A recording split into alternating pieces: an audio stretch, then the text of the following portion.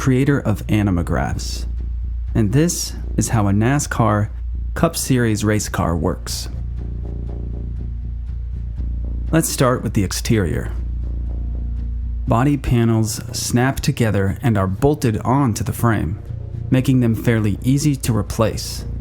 They're made from a mix of carbon fiber, plastic or epoxy resin, and Kevlar, with an outside layer of fiberglass. These materials help the car maintain its critical aerodynamic features while also being resilient to contact with other vehicles, as allowed by the official NASCAR rules. The front splitter is angled to create downforce for the front of the car. The stepped design, with a raised section in the center, allows some air underneath the car, while the lowered sides push air around the front, keeping it away from the tires to avoid drag. The narrow gap between the car floor and the track turns the entire floor into a giant downforce generator as air squeezes, thins, and rushes beneath the car at a different rate and pressure than overhead air. At the rear of the car, where these two different pressure zones meet, the air crashes into itself, creating massive vortices. The rear diffuser is angled upward, widening the floor gap to allow smoother blending. It has vanes or strakes to comb through the air for cleaner, more controlled outflow. The wide opening also creates low pressure before the diffuser, turning the splitter-diffuser combo into a kind of air cleaning vacuum that sucks in and smooths out dirty air for aerodynamic goals. For instance, drivers can race closer to competitors and the dirty air they generate. Overhead air passes over the car to the rear spoiler, which generates additional rear downforce. Official NASCAR guidelines dictate which size of spoiler is required depending on the race course. The 7-inch spoiler shown here is for longer oval tracks, called superspeedways, to slow the cars down for driver safety. A shorter 4-inch spoiler is used for road, short, and intermediate courses. Splitter stuffers may also be required to reduce overall speed by interrupting the amount of air allowed underneath the vehicle, limiting downforce. For oval courses, where cars only turn left, a special spoiler, sometimes referred to as a shark fin, is installed on the driver's side of the car to counteract yaw or rotational forces when cornering. The shark fin may also help mitigate the side drafting effect that happens when a following car is close to the rear quarter, pushing air over the lead car's rear spoiler and causing drag. Now, let's go underneath this exterior bodywork, starting with the frame. The steel tube frame is assembled in sections. The center section combines the roll cage and chassis. The front and rear clip sections bolt to the center section and are relatively easy to remove for fast repairs. Suspension. Suspension is fully independent front and rear, so each wheel can move individually. Upper and lower control arms bolt directly to the chassis from the upright assembly. The adjustable shocks are coilover type, where dampers are nested inside the springs. An anti-roll bar connects the left and right suspension assemblies together to limit body roll. It's adjustable with a flexible blade on either side that can be rotated. The thin section is more flexible when parallel to the ground and more rigid when perpendicular. Teams may remove the anti-roll bar for some races to alter handling characteristics. The car's weight distribution can be easily adjusted, for instance during a pit stop, by inserting a tool through the rear window into the weight jacker assembly. This hydraulic system controls rear spring compression independently. The process is called adding or removing wedge.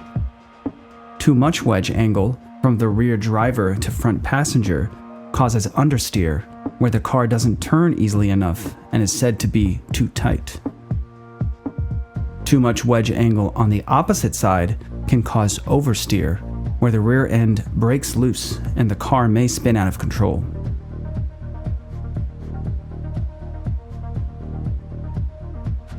Steering.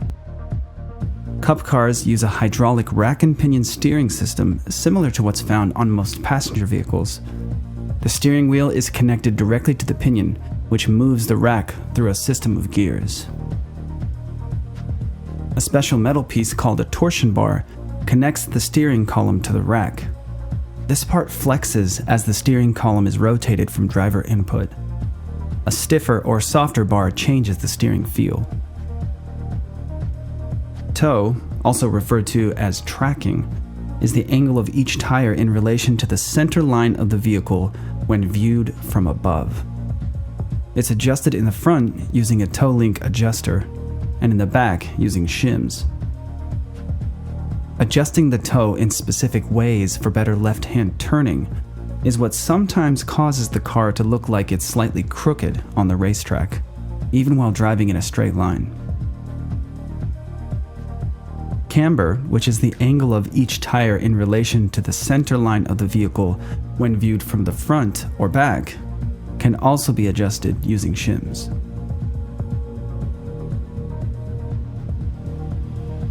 Braking system.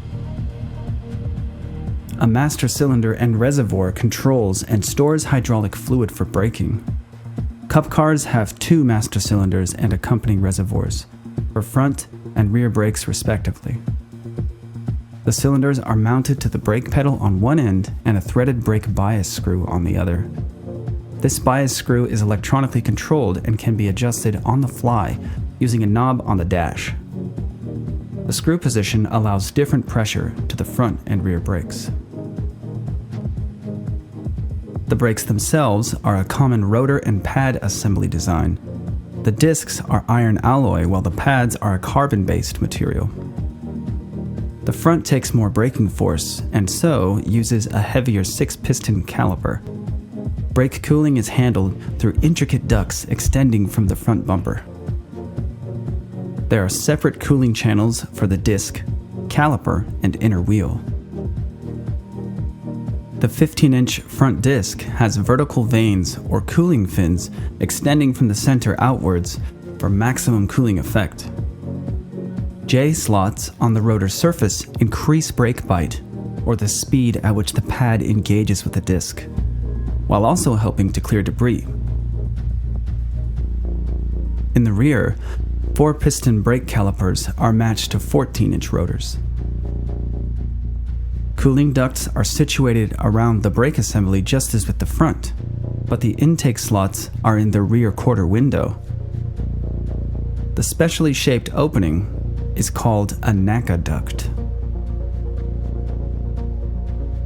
The 18-inch aluminum wheels are secured to the hub with a single wheel lug. Spring-loaded retention pins keep the lug securely in place. A specially designed wheel gun pushes these pins down when removing the lug.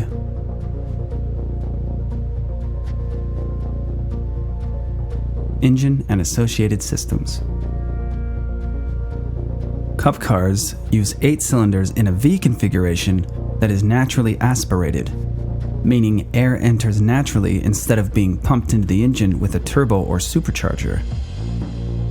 For short, intermediate, and road courses, the engines are capped at 670 horsepower. Some of the air from the grill intake is diverted to the engine through a ram air duct system that takes advantage of high-pressure air in the grill area to force more air into the engine. On superspeedway courses, a tapered spacer is installed in the air intake path to limit airflow, effectively decreasing engine output to around 510 horsepower for safer racing speeds. Exhaust collects from headers into large pipes that exit through ports in the bodywork on each side. The engine oil tank is located between the driver's seat and the fuel cell. It's part of a dry sump system where oil is pumped from an external tank. Dry sump systems have superior oil pressure and distribution characteristics, and also allow the engine to be mounted much lower for an improved center of gravity. The Engine Control Unit, or ECU, sits inside the cockpit, mounted to the dashboard. The ECU is a powerful computer that can monitor and tune engine performance characteristics. Cooling. The front splitter directs air into the radiator duct, where it passes through the radiator and oil cooler. The exiting airstream is directed over the hood and car body through louvered hood vents. The ideal running engine temperature is between 230 and 250 degrees Fahrenheit. If temps are dropping too low in a race, cooling air can be restricted by installing a perforated barrier, called a throttle plate, in the radiator exit duct. Ducts in the grille bring cooling air into the rocker box, and vents in the side skirts allow hot air to escape from underneath the driver.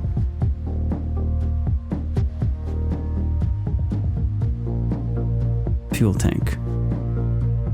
The vented fuel tank, also called a fuel cell, is a nearly puncture-proof steel container lined with a Kevlar bladder and painted red to make it more visible if it comes loose in an accident.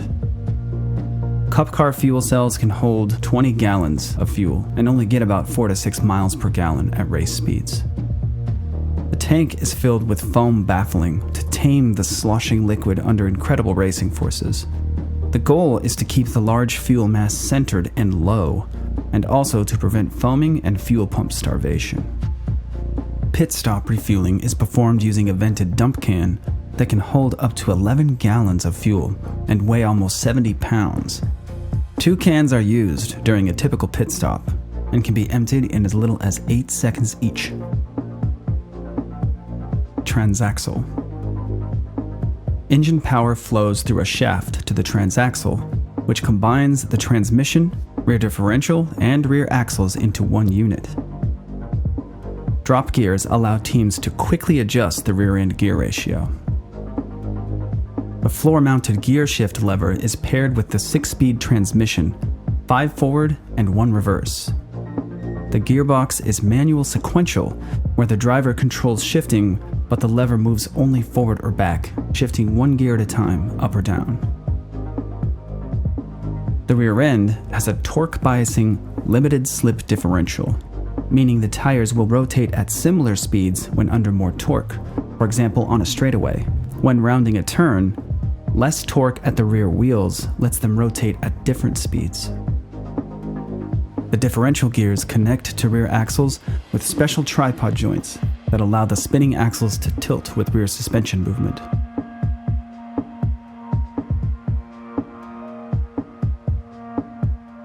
Safety systems. Cup cars have robust safety systems. The aluminum tubes that connect the rear bumper to the rear clip create a framework that can absorb violent impacts. The front bumper is attached in a similar way. The roll cage is a driver's primary protection. Certain bars were implemented after devastating crashes and are named after the drivers that were involved. Heavy steel anti-intrusion panels keep objects from entering the vehicle's sides during a crash. Thick injection-molded foam blocks cover the doors as well as the front and rear bumpers, increasing the car's ability to absorb impacts from all sides. In accident conditions, cars can get turned around to the point where aerodynamic devices have the opposite effect, becoming dangerous lift generators that can send the car airborne. To counteract these unwanted effects, strips along the length of the roof increase overhead pressure when the car is sideways. Hood and roof flaps deploy as the car approaches a backwards-facing orientation. Hood flaps let air escape from underneath the car. A connecting cable also opens the diffuser flap that stops air from getting underneath the car. Safety tethers attach items to the chassis to prevent them from flying off into other vehicles or even into the stands. There are multiple tether points for the hood and deck lid, and for each control arm and wheel assembly. Each car contains 2 to 3 separate fire suppression systems.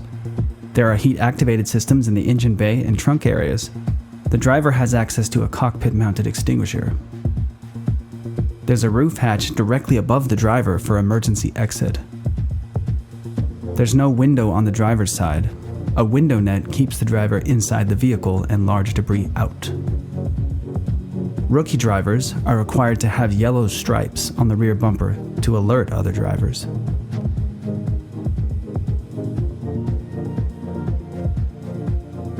Cockpit. Cup car racing seats are crafted from molds taken from a specific driver's body. A 7-point harness keeps the driver in place. The seat wraps around the driver's body wherever possible, and safety structures surround the helmet area.